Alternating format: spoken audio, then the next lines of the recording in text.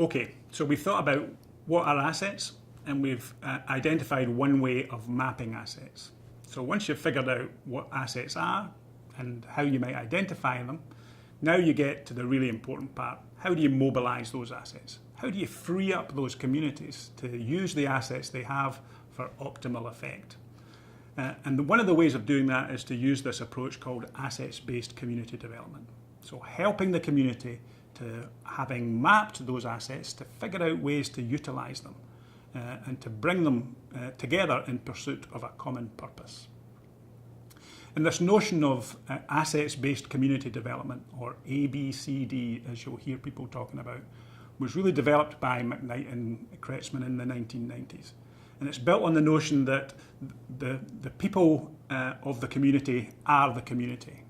And the strengths that they have and the assets that they have is really going to be the difference between making that community successful or not. And instead of focusing on the deficiencies of communities, rather we should focus on their assets. And it's become this rallying point for collective action.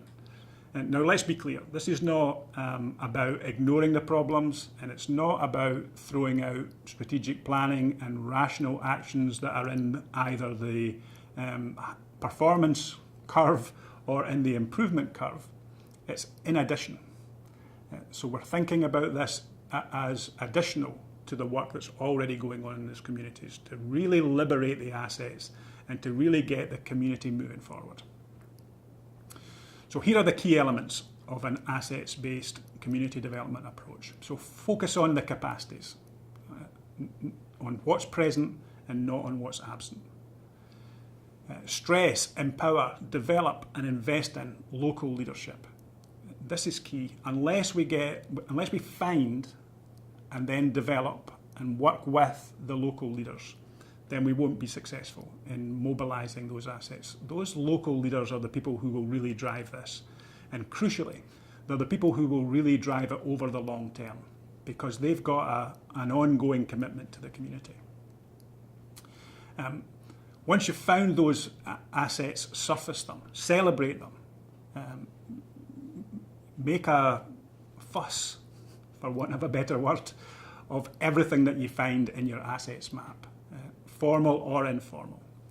And then fourthly, try and connect together the strengths and the priorities of the partners, including the people. This is often the thing that the communities themselves find most difficult.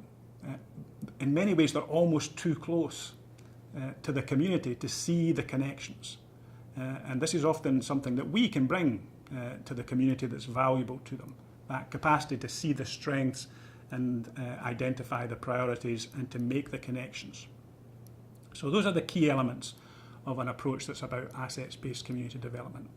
Focusing on capacities that are present, not absent, finding and working with the local leaders, surfacing and celebrating the assets of the community, and then making the connections.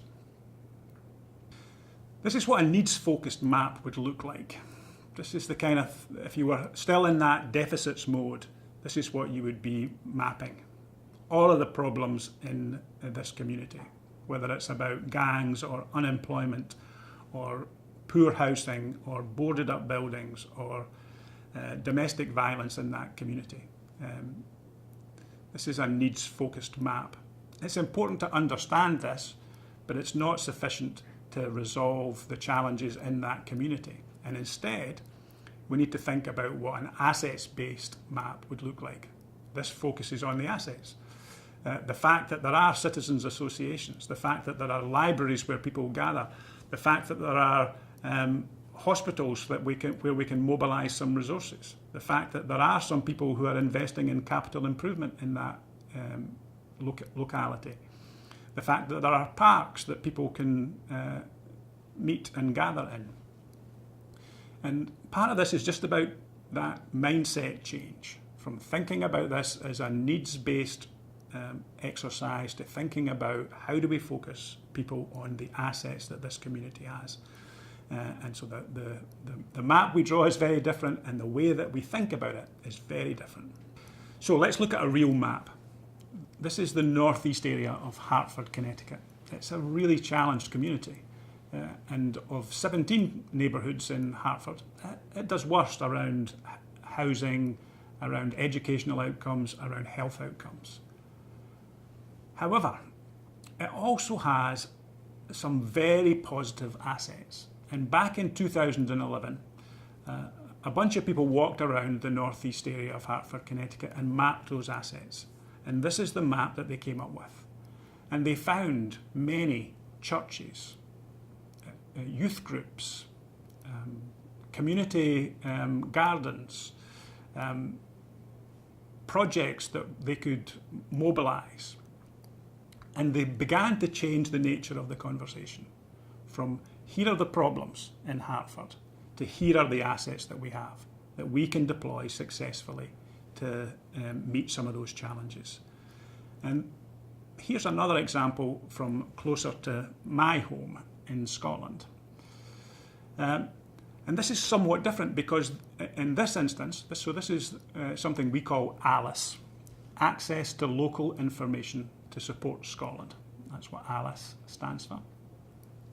And in the ALICE project, it's the communities themselves that generate the maps.